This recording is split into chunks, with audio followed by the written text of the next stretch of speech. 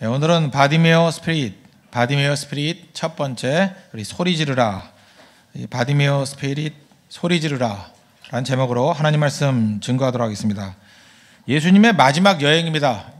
마가복음이라든지 마태복음이라든지 복음서를 보면은 딱 중간을 가를 수 있는 기점이 변화산 사건입니다.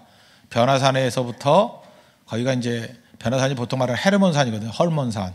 거기 바로 옆에 가이사랴 빌립보가 있고 거기서 베드로가 고백을 했죠. 주는 그리스도의 살아계신 하나님의 아들입니다. 그 사건, 변화산 사건과 가이사랴 빌립보의 고백, 거기가 이제 변화산이거든요. 헤르몬이거든요.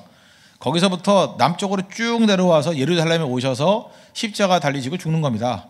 그게 예수님의 후반기 사역이에요. 사실 일주일 동안의 사역입니다. 그게 복음서의 반이라는 거예요.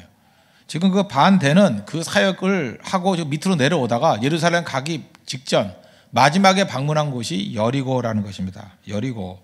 그러니까 여리고는 예루살렘에서 십자가를 지시기 직전에 벌어진 사건이다. 이렇게 생각하면 정확하다는 것입니다. 오늘 46절 보십시오. 그들이 여리고에 이르렀더니, 그러니까 예수님의 마지막 관문 도시입니다. 돌아오지 못할 도시라는 것입니다. 예수님 볼 수 있는 마지막 기회. 여리고에서 다시 예수님을 볼 수 없습니다. 근데 마가복음 10장에 보면은 그 17절 이하에 예수님 마지막 지나가는 모습을 보는 사람이 또 하나 나오는데 부자 청년이죠. 내가 뭐 모든 것들 다 팔아가지고 가난한 자 돕고 나를 따르라. 그랬더니 그 마지막 기회를 놓쳐버렸죠. 반면에 바디메오는 예수님이 지나가는 그 마지막 기회를 붙들고 구원받고 눈뜨게 되는 그런 사건의 주인공이 되었다는 것입니다. 여기서 알 수 있는 게 뭐예요? 인생 승리라는 것은 기회를 잡는 겁니다. 우리 인생 가운데 기회가 맨날 오는 게 아니에요. 기회 올 때 딱 붙들어야 된다는 것입니다. 실제로 예배 드리는 거, 이거 맨날 드릴 수 있는 것 같죠? 예배 드릴 기회가 있을 때 무조건 드려야 됩니다. 기도할 수 있는 기회가 왔을 때 무조건 기도해야 돼요. 여러 차례 얘기를 했지만 선교도 맨날 갈 수 있는 것 같이 보이죠? 시간이 되고 여유가 될 때가 있거든요. 근데 마음이 내키지 않아서 안 가는 사람도 있죠. 다음에 가면 될 것 같죠? 다음을 누가 준대요? 다음 기회라는 게 항상 보장되는 게 아니라는 것입니다. 그래서 결국은 나중에 시간이 안 돼서 평생 선교 한번 못 가보고 나중에 후회 막심한 인생을 살 때가 있다는 것입니다. 승리하는 인생의 특징은 뭐냐? 하여튼 어떤 기회가 오든지 간에 기회다 싶으면 절대로 놓치지 않는 인생, 그게 제일 강한 인생이 될 수 있다는 것입니다. 우리가 파도를 만들어낼 수는 없죠. 파도라는 기회가 오면 파도를 잘 타고 놓으십시오. 그죠? 올 때마다 예를 들어 기도에 어떤 기회가 오면 그땐 기도하는 거고, 선교의 기회가 오면 선교하는 거고요. 말씀을 읽으라. 지금 이게 독한 남녀 그 운동 벌이고 있죠. 독한 남자, 독한 여자. 일독이죠, 일독. 성경 일독한 여자, 성경 일독한 남자. 그 운동을 벌이고 있는데 다 독한 남자, 독한 여자가 돼야죠. 일독이 아니라 이독, 삼독 하는 사람이 돼야 되겠죠. 이런 운동이 벌어질 때 성경 읽어야 된다는 거예요. 이거 놓치면은 평생 성경 앞뚜껑과 뒷뚜껑만 들고 다니다가 내용이 뭔지도 모르고, 그죠? 천국에 가긴 가겠는데 가가지고 하나도 몰라가지고 거기서 다시, 그죠? 보결생으로 훈련받고 들어가는 그런 일 받지 말도록 우리가 준비하고 또 준비해야 된다는 것입니다. 이 여리고라는 것은 가장 오래된 도시랍니다. 역사상, 인류 역사상 가장 오래된 도시, 지금 남아있는 도시 가운데 가장 오래된 도시, 그렇게 얘기를 하죠. 기록에 하면 기원전 2000년 전에도 있었던 도시다, 이렇게 얘기를 합니다. 저는 내용을 잘 모르겠습니다. 근데 이게 고고학적으로 발견하다 보면 굉장히 아름다운 도시예요. 그러니까 바둑판 같이 계획된 도시랍니다. 그래서 양쪽 대로에 두 가지 특징이 있어요. 상상만 해도 보일 거예요. 양쪽에 가로수가 쫙 있는데 종려나무 가로수, 팜트리라고 그러죠. 팜트리가 딱딱딱딱. 제가 미국 가서 봤더니 그 팜트리 한 그루에 그게 보통 10,000불씩 가더라고요. 높은 거. 그죠? 10,000불씩. 1,000,000원쯤 가는 것들이 이게 쫙 서 있다는 거예요. 도로에. 그리고 바닥에는 옛날에 도로 포장이 됐겠습니까? 박석이라고 그러죠. 돌멩이 갖다 놓고 이렇게 깔아놓은 거. 그래서 비가 오더라도 진흙탕이 되지 않는 길, 그게 여리고였다는 것입니다. 딱 상상만 해도 멋지죠? 그래 마차가 다닐 수 있고. 그러니까 종려나무가 쫙 돼 있고 그 가운데는 포장이 돼 있는, 당시 고대 사회에서 생각할 때는 상상도 못할 대단한 도시였죠. 또 여호수아가 무너뜨린 도시이기 때문에 알죠? 얼마나 철옹성 같은 도시였는지. 여호수아 이전에는 무너진 적이 없는 그러한 도성이었다는 것입니다. 그런 데가 여리고였다는 것입니다. 그러니까 여리고는 견고한 성, 아름다운 성, 멋진 성, 그렇게 얘기할 수 있다는 것입니다. 거기서 거지 맹인 바디메오가 예수님 만나고 변화가 되었다는 것입니다. 오늘 이 여리고에 있는 바디메오 만나기를 원합니다. 바디메오 어떤 사람이었습니까?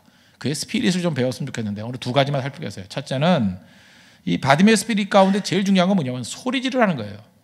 cry out, 소리 지르는 영성. 그래서 이 변두리에 있다가 한복판에 나와서 소리 지르는 영성, 그게 꼭 필요하다는 것입니다.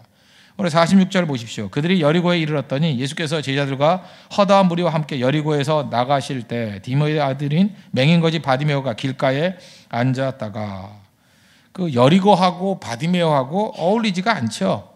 지금 조금 전에 설명했잖아요. 이게 파음추리가 쫙 있고 종려나무가 쫙 있고 포장이 된 도시 최고의 철옹성, 거기에 무슨 바디메오가 어울리겠습니까? 맹인거지가 어울릴 게 아니죠.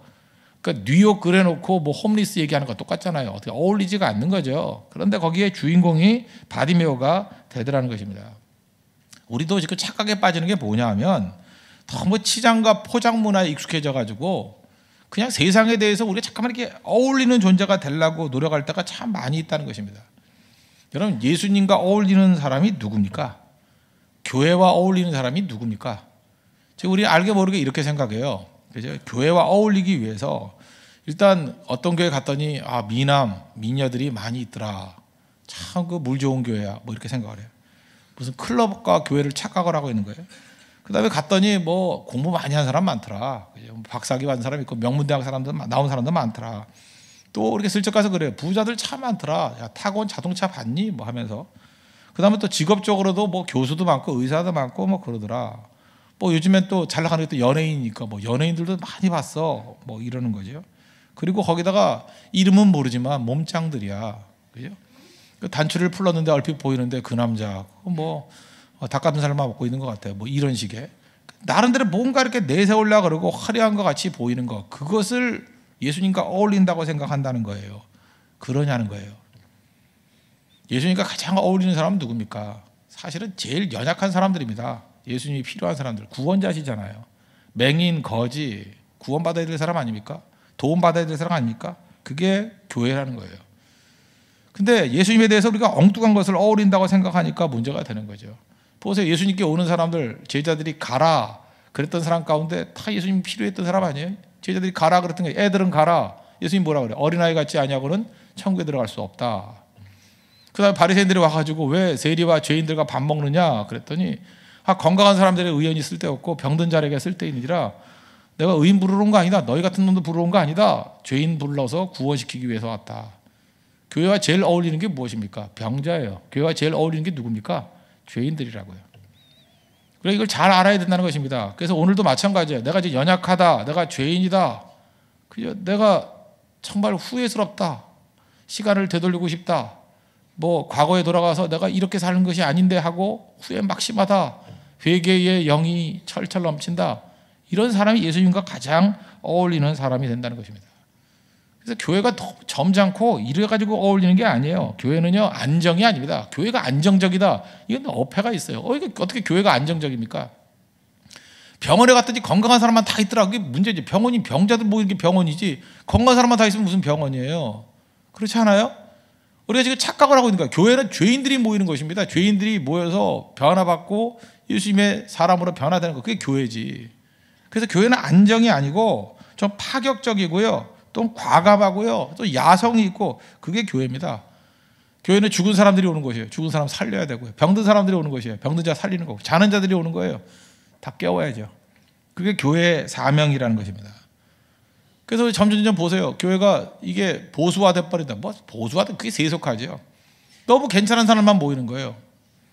요즘에 뭐 어떤 게 튀는 겁니까? 뭐 염색하는 사람도 좀 와야 되고요. 염색 안 왔네. 염색이 오늘 허연 염색 하여가지고, 그래서 와야죠. 그 다음에 또 뭐 이렇게 뿔같이 달리 이렇게 옆에만 밀고 만드는 애 있잖아요.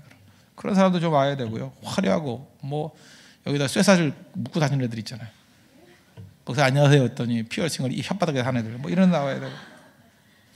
그러니까 우리가 볼 때 이상한 사람들이요, 뭐 그 정도, 그러니까 외모에 지금 이상한 말하는 거지만 여러 가지 이상한 사람들이 오는 거, 그때 우린 그러잖아요. 교회와 매치가 안 된다, 어울리지가 않는다고.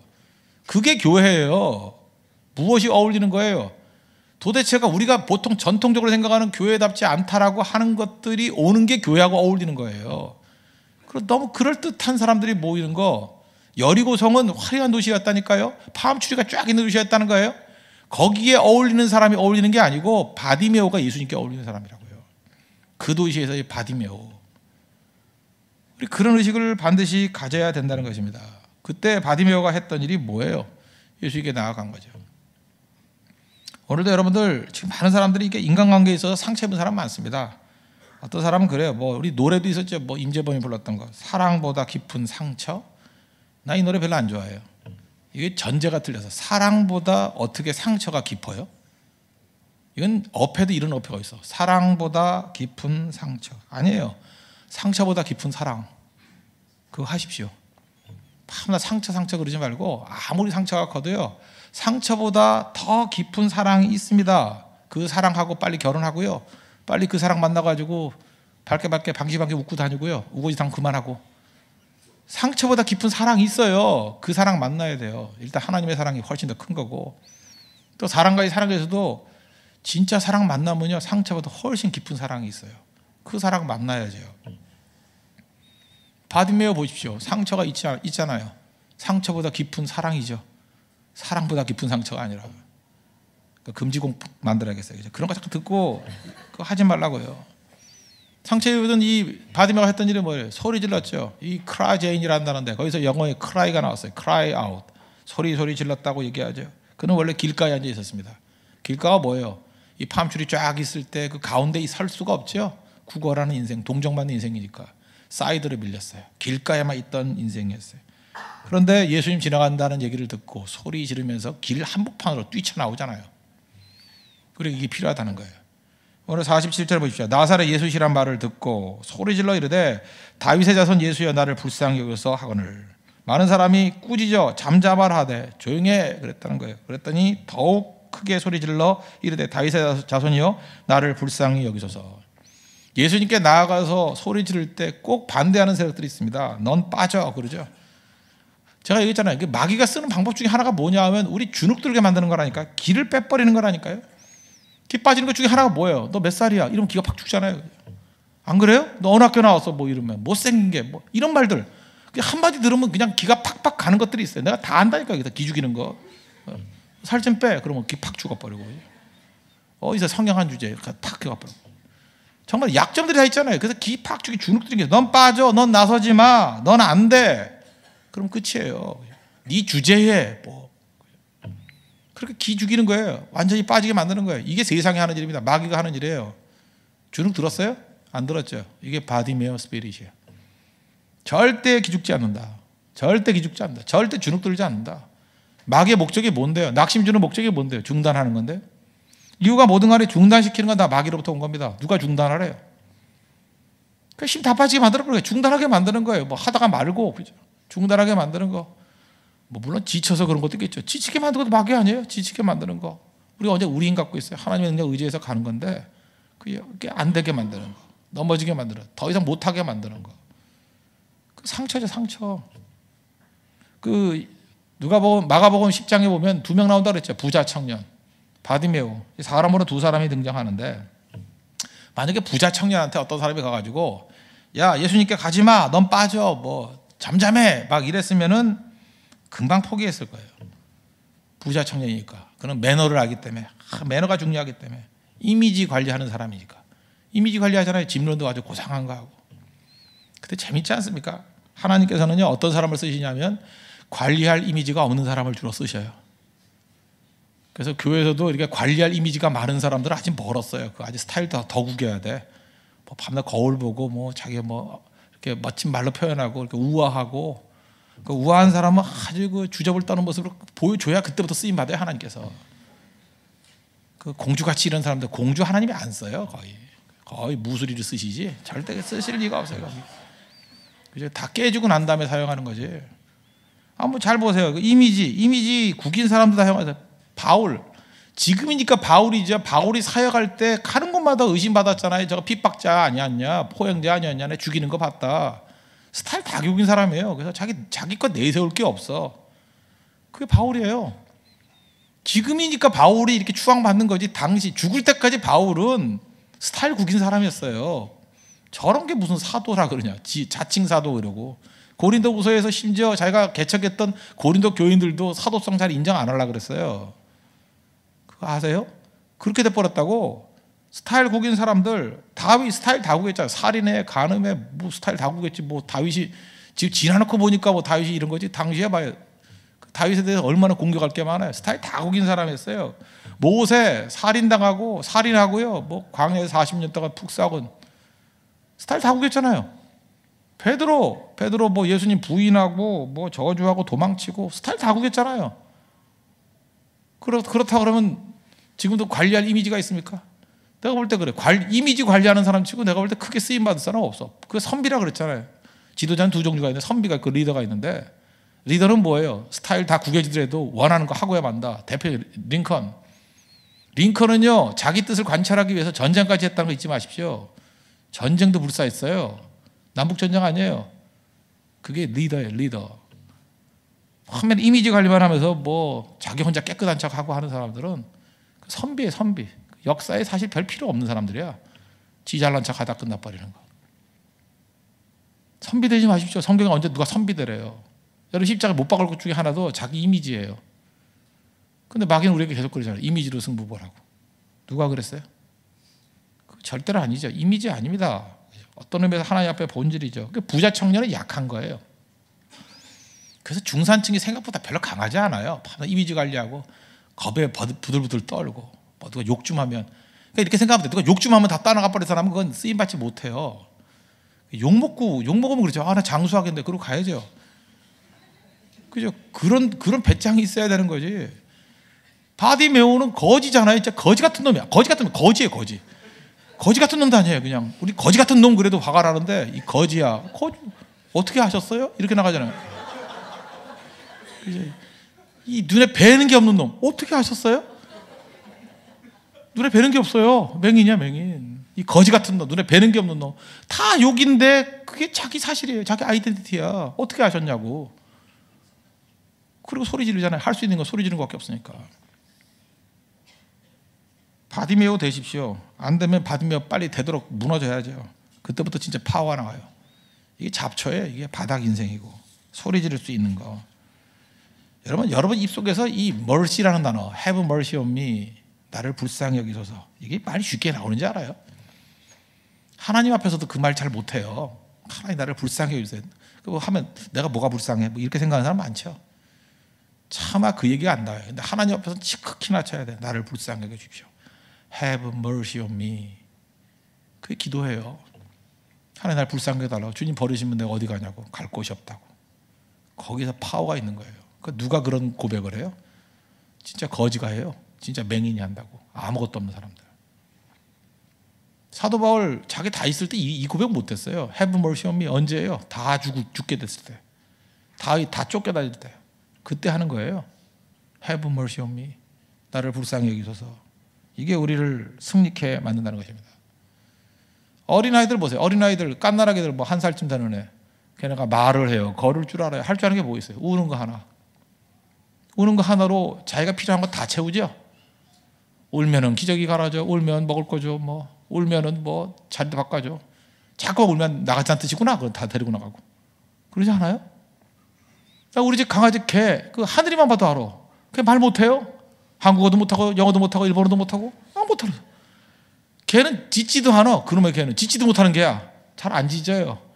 하루가 낑낑만 돼. 낑낑 문 다 열고요. 나가면 나가고. 내가 걔한테 배우는 거 되게 많아요. 저 낑낑대면서 할 거 다 하네. 우리는 낑낑보다도 못해요. 그죠? 뭐가 그렇게 잘났어요? 그냥 가만히 있어가지고 멍청이 앉아서 당하는 인생들. 하나님께 나가서 부르짖어야죠. 불쌍히 여겨주십시오 하고 외쳐야죠. 우리가 믿는 예수님은 어떤 분이냐? 부르짖으면 돌아보시고 그를 데리고 오라 그러시는 분이에요. 응답하시는 분이라. 응답하시는 분. 반드시 응답해요. 오늘 49절 보세요. 예수께서 머물러 서서 그를 부르라 하시니. 이게 감격스럽지 않습니까? 이 소경 맹인 바디메오가 부르짖을 때 그걸 들으셨어요. 길가에서. 길 한가운데 걸어가신 예수님이 길가에서 부르는 소리를 들었다고요. 그러니까 딴 사람들은 시끄러운데 못 들었을 건데 예수님은 들으셨어요. 그 소리를 들으셨다고. 12의 혈루증 앓은 여인이 말도 안 하고 슬쩍 와가지고 예수님 옷자락에 손만 대도 막 낫겠다. 그럴 때 예수님 옷자락에 손을 댔는데 여러 사람이 됐음에도 불구하고 그 믿음으로 손을 댄 그 여인의 손길을 느끼셨어요. 누가 내 옷자락 만졌다. 능력이 내게서 나간 거 내가 알기 때문에 그렇다. 예수님 다 보시고 들으시고 아시는 분이잖아요. 주만 바라볼지라. 그 가사 중에 제일 우리 마음속에 와닿는 게 뭐예요? 너의 작은 신음에도 응답하시니. 신음이에요. 뭐 소리 지르는 것도 아니에요. 신음하는 거에도 응답하신대요. 세상 사람 누구도 주목하지 않는데 예수님은 주목하셔요. 여러분 어디 가서 여러분들 누가 알아줄 거예요? 알아주지도 않잖아요. 그런데 예수님께 가가지고 작은 신음만 해도 예수님 들어주시고 알아주신대요. 그런데 기도 안 하겠어요? 예수님께 나아가서 부르짖으면 예수님 만나주시고 그때부터 능력이 임해요. 내 삶이 변화가 된다니까요. 권능이 임하게 된다니까요. 이제까지 바디메오가 소리 지르니까 소리 지르마 막 꾸짖고 꾸짖는다는 게 뭐 좋게 말해 꾸짖는 거 욕한 거죠. 이놈아 뭐 소리 지르지 마, 이 거지 같은 놈아 떠들지 마, 이 배는 게 없는 놈아 뭐 입 다물고 있어. 그래도 크게 소리 질렀잖아요. 그런데 예수님이 머물러 서서 그를 부르라. 예수님 한마디에 분위기가 완전히 바뀌었어요. 급돌변했어요. 49절 하반절 보십시오. 그들이 그 맹인을 부르며 이르되, 나 이때부터 갑자기 이 사람들이 성자로 변화가 됐어. 인자한 목소리로 안심하고 일어나라. 그가 너를 부르신다. 아, 이 교활한 놈들. 조금 전까지 막 소리 지르고 그죠? 냉정하던 사람들, 비난하는 사람들, 윽박지던 사람들이 갑자기 성자의 모습, 천사의 모습, 인자한 모습이 되어가지고 안심해, 일어나. 예수님이 널 부르셔. 여기서 할 수 있는 게 무엇입니까? 세상은요 이래요. 사람의 인심은 이래요. 사람들 그거 너무 의식하지 마십시오. 사람들과 아무것도 아니에요. 여러분들 뭐라고 욕하는 사람들 1년만 지나 기억도 못하고 기억도 못해요. 그리고 사람들 정말 쓰레기들이에요. 그거 아무것도 아니에요. 난리 부려봐야 그 깡통들이에요. 아무것도 없어요. 놔두면 예수 안 믿으면 다 지옥 가는 인생들이고 아무것도 아니에요. 그거. 왜 사람들을 두려워해? 놔두면 겁에 부들부들 떨고 별것도 아닌 거에 끌려다니는 오합지졸들이에요. 사람들은 아무것도 아니라고. 뭐 기세등등해서 뭐 입 다물어 꾸짖고 떠들 것도 아무것도 아니에요. 그거.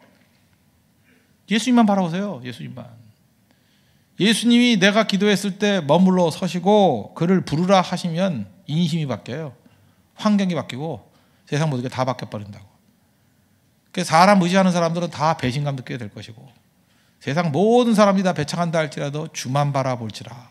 그리고 주님만 바라보고 나가면 예수님이 머물러 서서 그를 부르라 그러면 세상은 다 바뀌어요. 다 변화가 된다는 것입니다. 그 뭐 창세기부터 나오잖아요. 아브라함 스토리 창세기 12장부터 쭉 보세요. 거기 보면 그 뭐 어려움, 기근 있고 어려움 있어가지고 애굽 내려가면 뭐 위협 당하다가 하나님이 한번 부르시면 부들부들 떨면서 내보내주고 그러지 않아요? 또 계약 맺자고 이삭도 그러잖아요. 우물파면 빼앗아가는 블레셋 왕 아비멜렉 하나님 한번 나타나셔가지고 은혜 주시니까 맹세 우물 그러잖아요. 브엘세바라고 우리 협약 맺자고 계약 맺자고 우리 서로 건들지 말자고 겁에 떨어서 항복선언 그러잖아요. 야곱도 그 딸 디나가 그 겁탈당하지 않습니까? 그러고 나니까 그 아들 둘이 시므온과 레위가 하몰의 아들 세겜과 하몰 집안 다 죽여버렸어요. 아니 굴러 들어온 돌이 박혀 있는 돌 빼냈으니 그거 거기 있는 사람 놔두겠어요? 몰살의 위기에 처하겠다. 몰살의 위기. 이제 야곱의 가문은 완전히 죽게 됐어요. 그때에 내가 처음 하나님을 만났던 베델로 올라가자. 하나님의 집에는 베델로 올라가자. 창세기 35장 아닙니까? 거기서 하나님 앞에 회개하고 하나님 앞에 간절히 예배하고 부르셨어요. 그런데 이 창세기 35장 5절을 보니까 주께서 5절 보니까 그들이 떠났으나 하나님이 그 사명 고울들로 크게 두려워하게 하였으므로 야곱의 아들들을 추격하는 자가 없었더라. 두려움을 줬어요. 두려움을. 하나님만 바라보니까 주변이 두려움 가운데 임하게 되잖아요. 그게 다 변화가 돼버리죠. 문제는 뭐예요? 오늘 기도하실 때 뭐 옆 사람이고 사람 볼 거 하나도 없어요. 주만 바라볼지라. 그게 바디메오 스피릿입니다. 소리 지르는 거예요. 주만 바라보고 소리 지르는 거예요.